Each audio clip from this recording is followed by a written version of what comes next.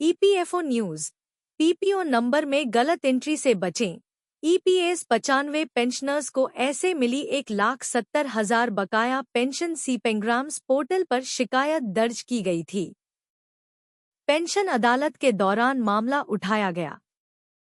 Pension बकाया राशि 1.70 लाख रुपए का भुगतान किया गया। सूचनाजी न्यूज, दिल्ली। कर्मचारी भविष्य निधि संगठन एम्प्लॉयज प्रोविडेंट फंड ऑर्गेनाइजेशन के सदस्यों के लिए सूचनाजी.com एक खास जानकारी लेकर आया है। ईपीएफओ, पीपीओ, में गलत प्रविष्टि यानी एंट्री के कारण गलत पेंशन दे देता है। इस तरह का केस सामने आ गया है। ईपीएस पेंशन भोगी खास ध्यान दे। करीब 1,70,000 रुपए तक का नुकसान कार्मिक को हुआ। काफी संघर्षों के बाद पेंशन अदालत से यह राशि पूर्व कार्मिक को मिल सकी। इसलिए पीपीओ को लेकर आप भी सतर्क हो जाएं। मामला यह है कि वायु सेना से 28 फरवरी 2011 को रिटायर रामलाल केशरवानी को गलत पीपीओ नंबर की वजह से 1,70,000 रुपए का नुकसान हुआ था।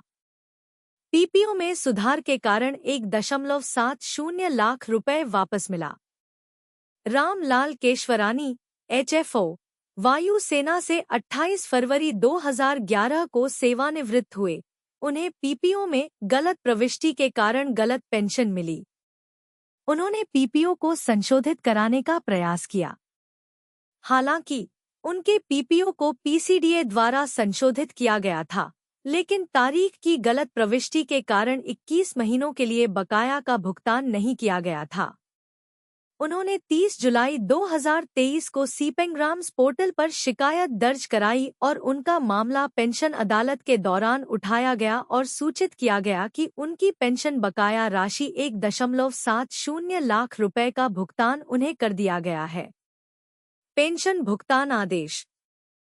जब ईपीएस की बात आती है तो एक ऐसा शब्द होता है जो अक्सर पेंशन भोगियों को सबसे अधिक भ्रमित करता है। एक सबसे आम प्रश्न जो उठता है वह है, पीपीओ क्या है? यदि आपने इस शब्द को कई बार देखा है लेकिन अवधारणा को ठीक से नहीं समझते हैं, तो पेंशन भुगतान आदेश या पीपीओ के बारे में और पढ़े। पीपीओ नंबर क्या है? पीपीओ क्या है का उत्तर सरल है। पीपीओ, जिसे पेंशन भुगतान आदेश के रूप में भी जाना जाता है, कर्मचारी भविष्य निधि ईपीएफओ के तहत प्रत्येक पेंशन भोगी को निर्दिष्ट यानी स्पेसिफाइड 12 अंकों की एक अद्वितीय संख्या है।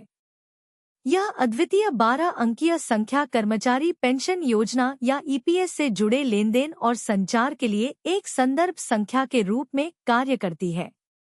ईपीएस 95 हायर पेंशन, आत्मसम्मान के साथ जीने का हक चाहते हैं वरिष्ठ नागरिक।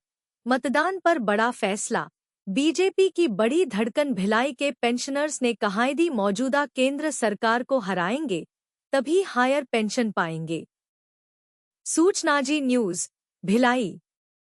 EPS 95 higher pension, EPS 95 higher pension को लेकर पेंशन भोगियों का गुस्सा 7वें आसमान पर है। भिलाई में पेंशनर्स की बैठक हुई। सदस्यों ने कहा 2022 के अंत में सुप्रीम कोर्ट ने हायर पेंशन देने को लेकर फैसला सुनाते हुए आवश्यक दिशा निर्देश जारी किया था, जिससे लाखों सेवानिवृत्त कर्मियों में पेंशन में बढ़ोतरी की एक आशा जगी। इसके बाद 1.5 साल तक ईपीएफओ द्वारा भिलाई इस्पात संयंत्र, भिलाई स्टील प्लांट सहित विभिन्न कंपनियों के सेवानिवृत्ति एवं स्थायी कर्मियों को हायर पेंशन के लिए डाटा मांगा जाता रहा एवं बीएसपी सहित अन्य कंपनियों द्वारा ईपीएफओ को डाटा दिया जाता रहा। किंतु 1.5 साल बाद 2024 में लोकसभा चुनाव के पहले हायर पेंशन की पूरी प्रक्रिया पर लगभग रोक जैसी स्थिति निर्मित कर दी गई। इसके कारण मौजूदा पेंशनधारी एवं संयंत्र के अन्य कर्मचारी टेंशन में हैं कि आने वाले दिनों में पेंशन का क्या होगा।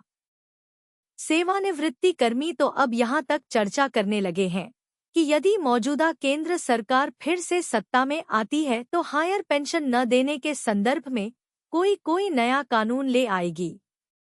मौजूदा केंद्र सरकार ने ही बंद किया pension scheme. Bhilai steel plant से रिटायर पेंशन भोगी MS शांत कुमार ने कहा, मौजूदा केंद्र सरकार एवं उनके नुमाइंदे शुरू से ही पेंशन स्कीम के विरोधी रहे हैं। उनका मानना है कि जो कर्मी नौकरी किए हैं उसके एवज में उन्हें वेतन दिया जाता रहा है, इसीलिए सेवानिवृत्त होने के बाद पेंशन देने की आवश्यकता नहीं है। ऐसे ही तर्कों के बीच ओल्ड पेंशन स्कीम को बंद कर दिया गया। सेना में तो अग्निवीर योजना लाकर 4 साल के लिए सेना में भर्ती करके उन्हें भी पेंशन से वंचित कर दिया गया। इस बार मौजूदा केंद्र सरकार पुनः सत्ता में आती है तो बचे कुछ सारे पेंशन योजनाएं खत्म हो सकते हैं। सुप्रीम कोर्ट के निर्णय के बाद भी 1.5 साल तक नहीं शुरू हुआ हायर पेंशन।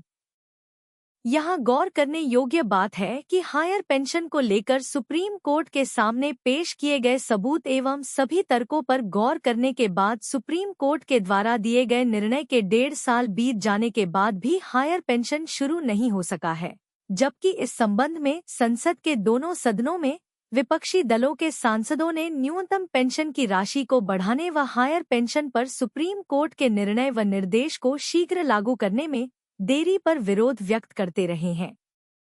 हायर पेंशन में देरी कई प्रश्नों को जन्म देता है। क्या कारण है? EPFO व केंद्र सरकार क्रियान्वयन करने में इच्छुक नहीं दिख रही हैं। सेवानिवृत्त कर्मियों की फौज सिखाएगी मौजूदा केंद्र सरकार को सबक। BSP रिटायर्ड एम्प्लॉयज कर्मियों की बैठक में चर्चा के बाद सर्वसम्मति से तय किया गया कि पेंशन को लेकर केंद्र सरकार द्वारा दिए गए टेंशन को ध्यान में रखते हुए इस बार सेवानिवृत्ति कर्मियों की फौज लोकसभा चुनाव में मौजूदा केंद्र सरकार को सबक सिखाएंगे।